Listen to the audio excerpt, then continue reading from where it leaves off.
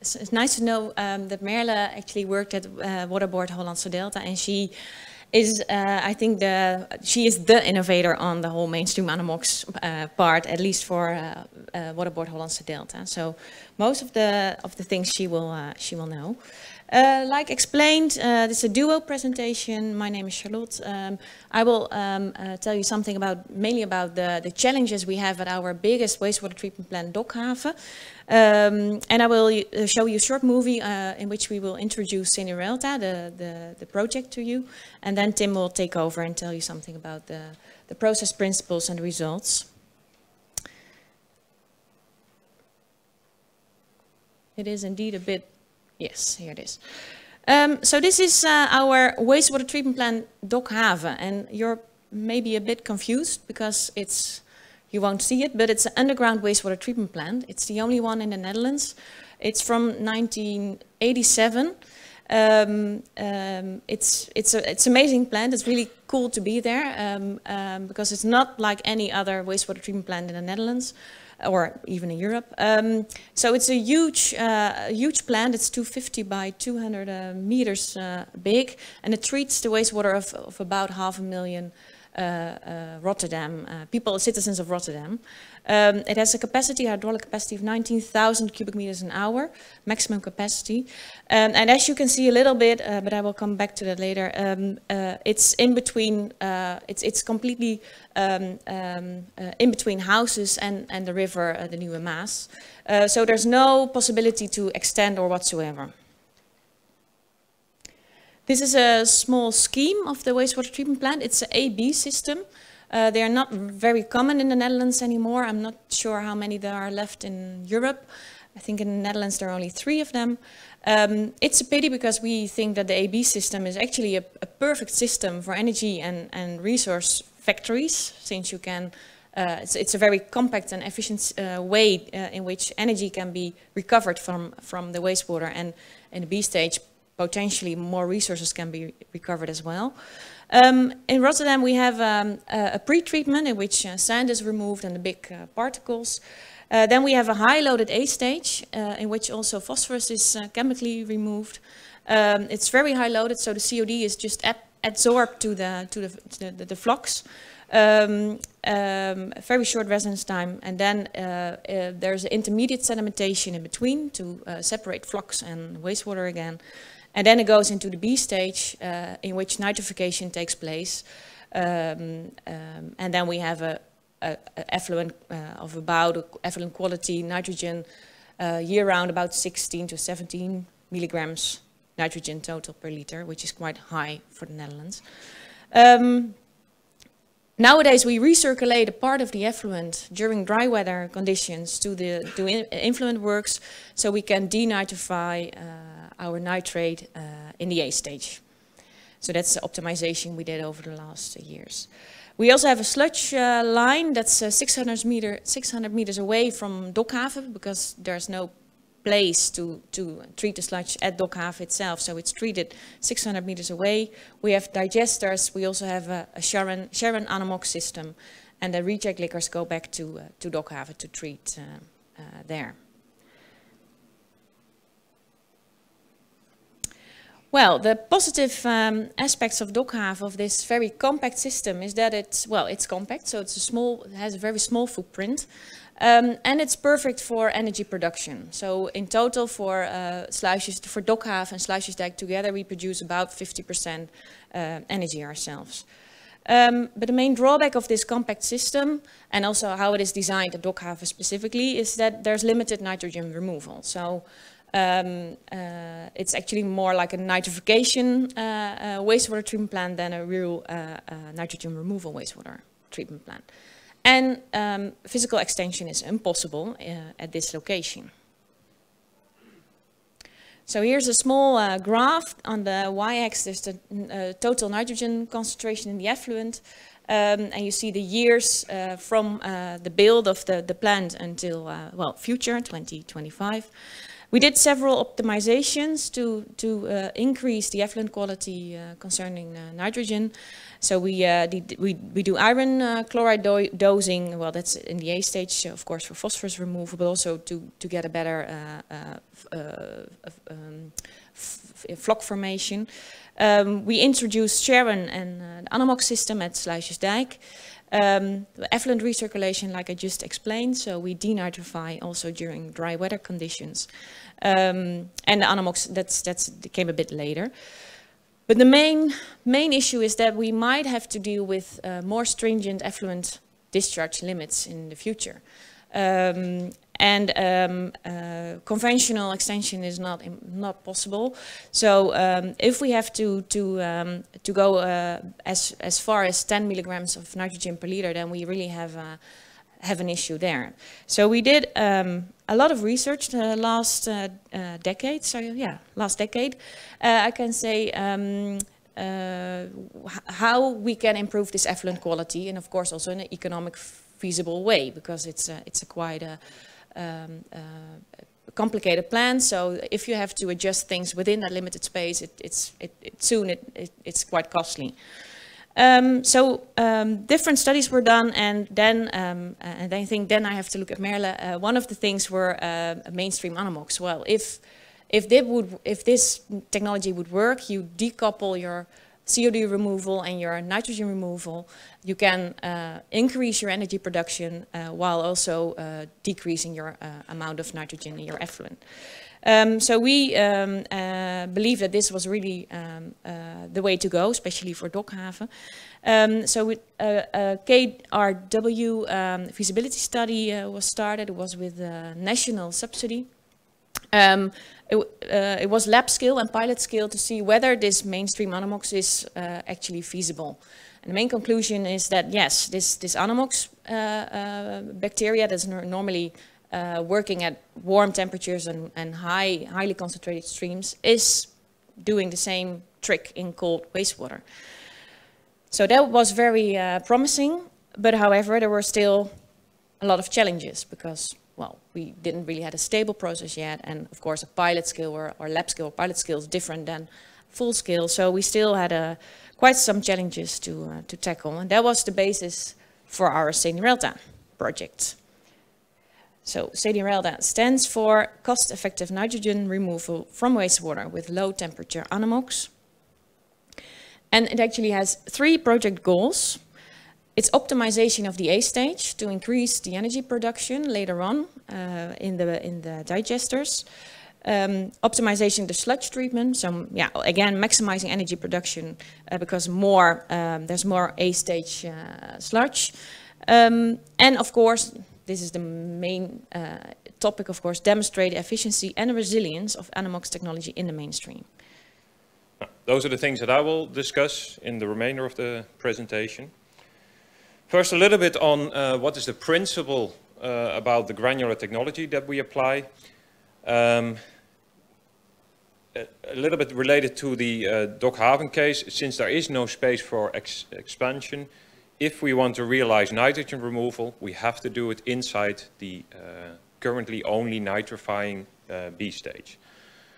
Now, we believe that granular sludge, which we also apply in our side stream treatment, side stream Anammox reactors, is suitable for this. The granular sludge consists of a core of Anammox bacteria, the ones that actually remove the nitrogen.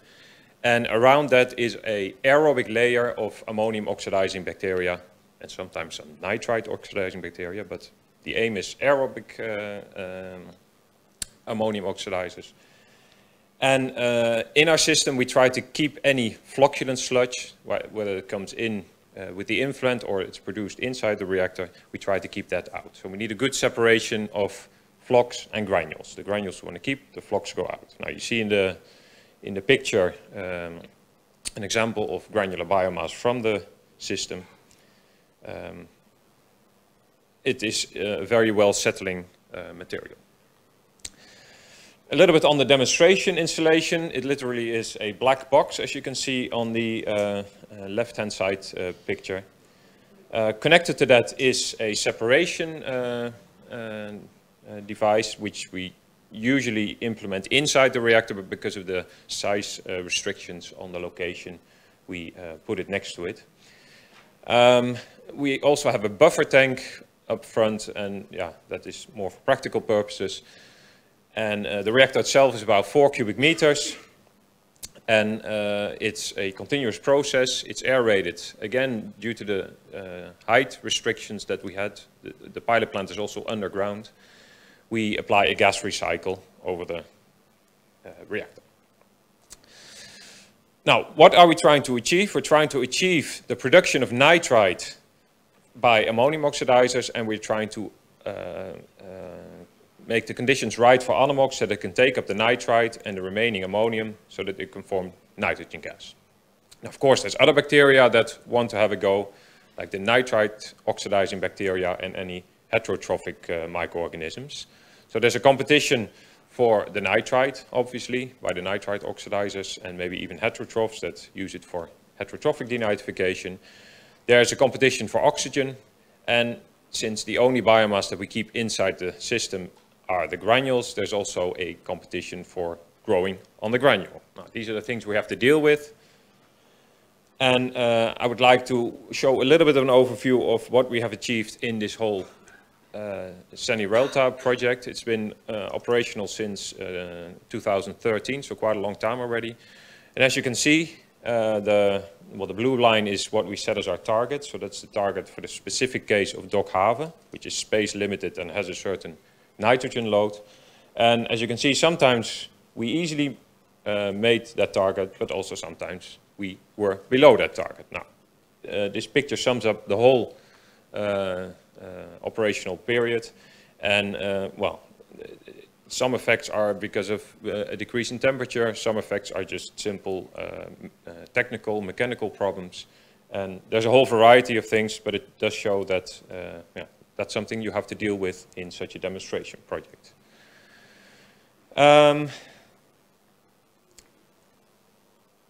The next slide shows one of the more recent runs, and I have to say, even though the project is called Low Temperature Anammox, we also look at how does this system perform in the summer, of course. In the end, we want to know how does it perform over a whole year. I have here an example of last summer, so temperature here was around 20 degrees. Why do I show this? At this time, we ran the demonstration installation under similar conditions as the B stage itself. And here we see effluent concentrations. The blue line is what was measured, the effluent of the existing B stage, and the red line is what we measured in the effluent of our demonstration installation. Now, there is a difference, but still we don't always meet the intended target of 10 milligrams per liter. But at least it gives hope. A little bit away from the results and how do we think this would fit into the Rotterdam treatment plant and how does it compare to a conventional treatment plant. First, a little bit on the Dokhaven treatment plant itself.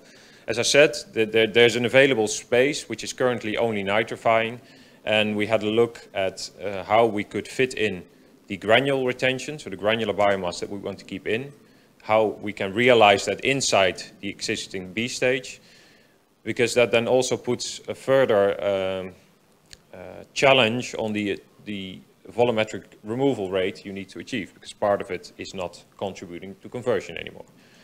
Now, we made some specific design, and based on that, well, so what you see in the picture, the blue lines is how the water goes. So the B stage is essentially a square box with an internal wall to kind of promote plug flow. So the water comes in and flows around that wall and then to the outlet point.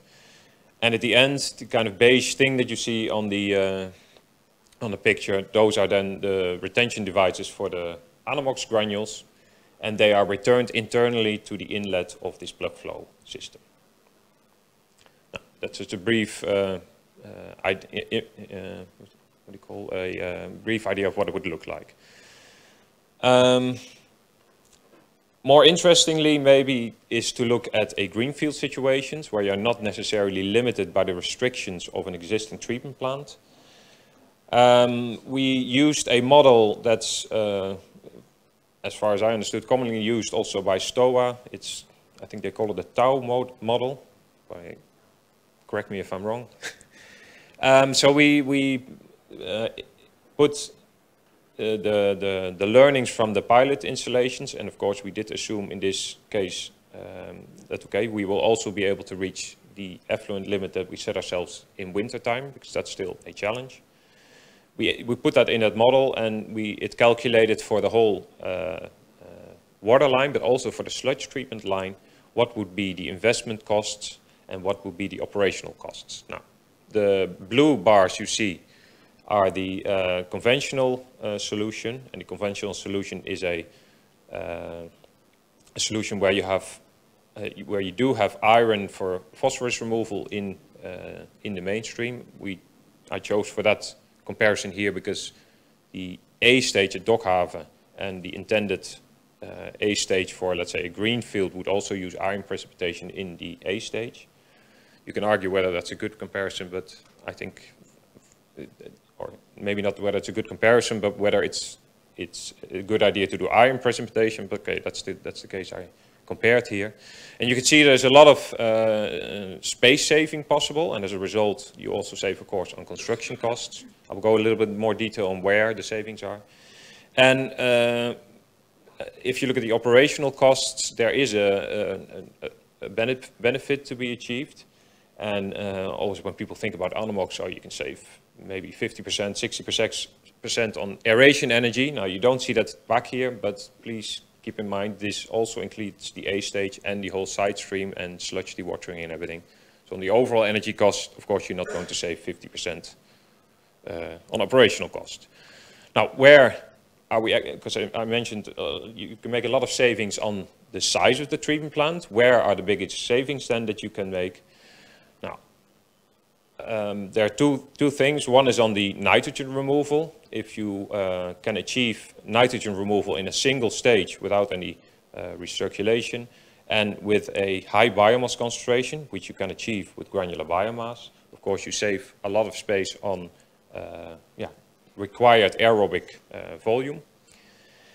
And one of the big savings is also on an A stage. An A stage can be made more compact than, let's say, a conventional primary clarifier.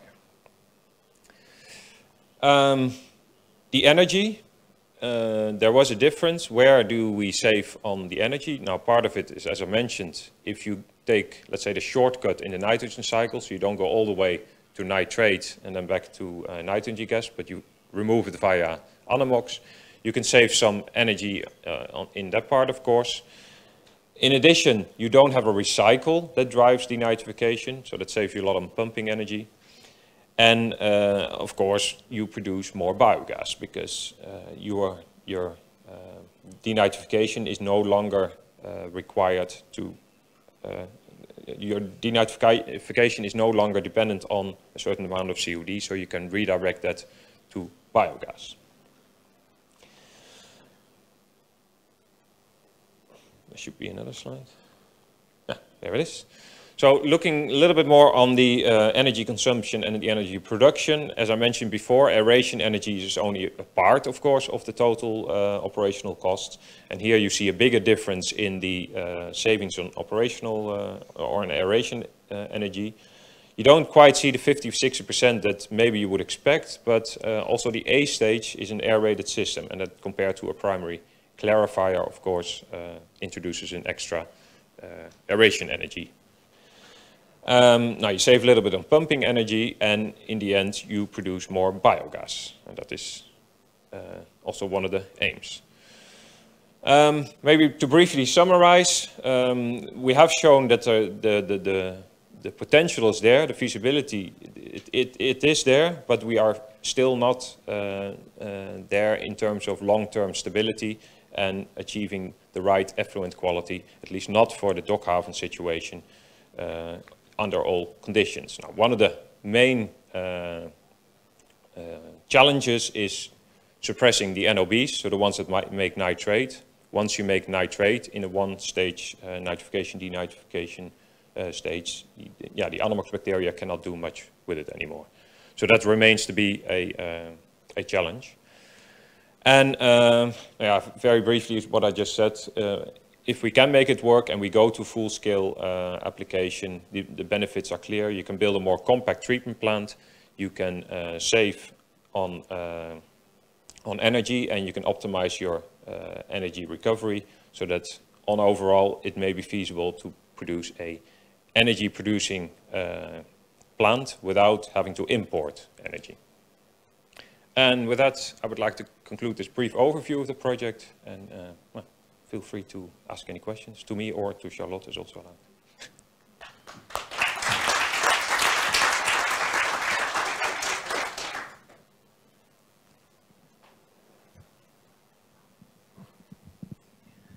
Yeah, Mikkel Krüger, Denmark. I was just wondering, you mentioning the low temperatures during winter, but you didn't mention the actual temperatures. What temperatures are you operating at? Well, the aim for this, we're going to do some more research on a lower temperature. So the aim is 12 degrees, and Dokhaven will get as low as 10 degrees. So, but we just decided to first start with 12 degrees because fundamental research showed that around 12 degrees there can be a problem with Anammox. So we said, okay, let's first stick to 12 degrees and then see whether we can also touch 10, maybe. So. But at sorry, but at the Dokhaven, since it's underground, I think maybe that's a good opportunity to have a higher winter temperature there. Well, the temperature is 10 and sometimes even 8 degrees. So okay. I think it doesn't really matter whether it's in here at least whether it's underground or not. It doesn't really make a big difference. So. But you aim for 10 degrees, you say? Well, in the coming 3 months, because the project will run the demonstration installation will run for 3 months. We will look at 12 degrees. Yeah. And the results we saw, were they from which temperature were they from? Well, there was the total overview has been anything. Yeah. You showed winter and summer results. So there's one where I showed the effluent concentration. That was at 20 degrees. That was summer. And the one with the ups and downs, that was with different temperatures. So. So this is anything between 20-something degrees and 12 degrees. Yeah. Okay. And I can't pinpoint exactly by heart. Okay. Thank you. Very positive. Yeah, and I was wondering how the sludge actually looks like in the B step. Is that the picture that you showed? And in the existing B stage? No, not in the existing. In the pilot that you're running. It's a bit more brownish. It's not as red as the Anammox granules you probably know. So it's more brownish, and we think it's because of this AOB and other organisms that are growing on top of it. So, but as soon as you cut them through, then you can see the red again. So it's just because of the Anammox is covered with other organisms. Yeah, so, just curious. Yeah.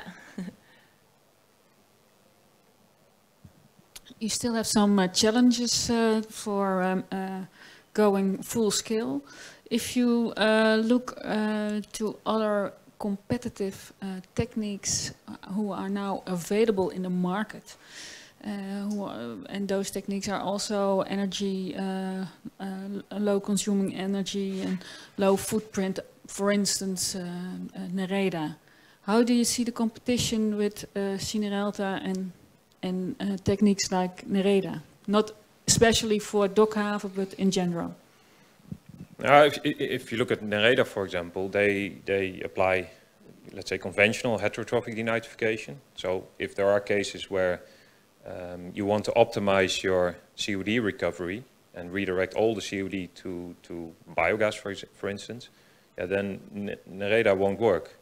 Or if your wastewater just doesn't contain enough COD. So I can imagine there's applications where this is the best, and there's applications where Nereda is the best, and there will be a whole gray area in between where it maybe depends on other completely different reasons. So Go for the combination with Anammox in the core. But that's all new research.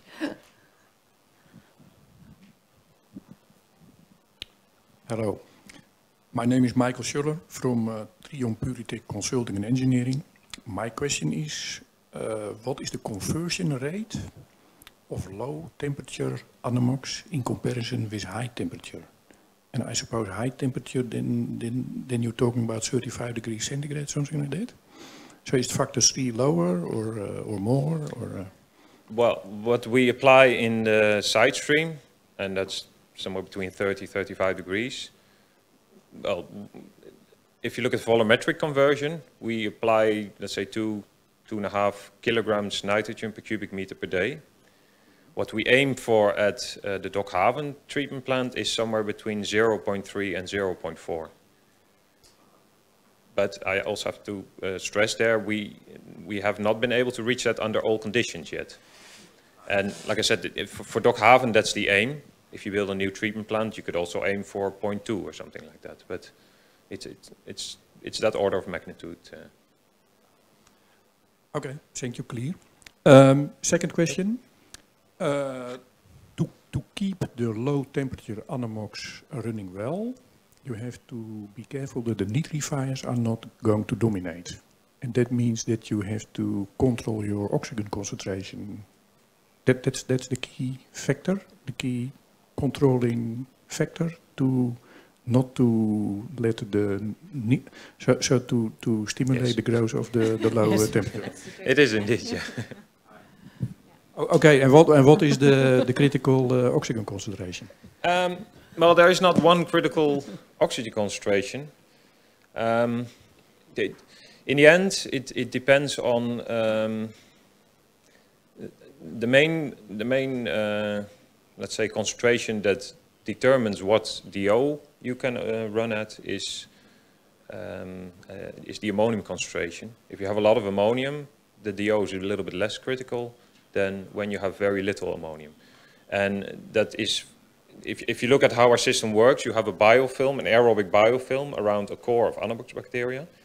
If you have, let's say, only 1 milligram of ammonium and the DO is 5, then before the ammonium, let's say, diffuses through the biofilm and reaches the anaerobic bacteria, which also need ammonium, it will all be converted either to nitrite or nitrate, so then it can't work anymore. So it's yes, it's a DO, but which DO is very dependent on the conditions, and ammonium is an important one there. I think it's also the main challenge for this whole project to find the right DO, and this DO is not a fixed number, so it changes over time also because the granule structure and the layer of AOB also changes over time. So yeah, that's something that's we are not sure yet.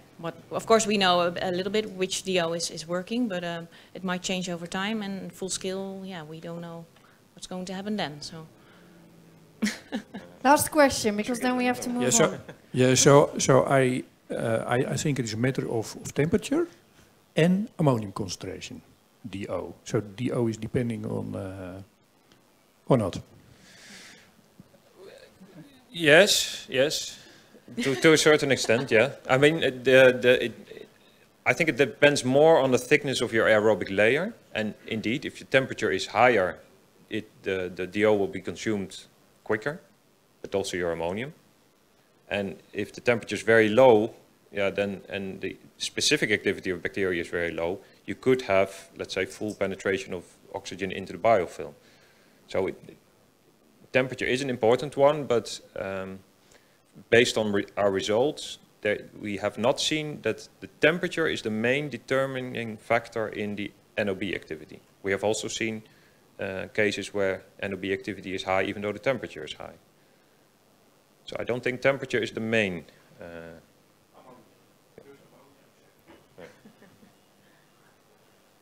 Somebody else? A burning question?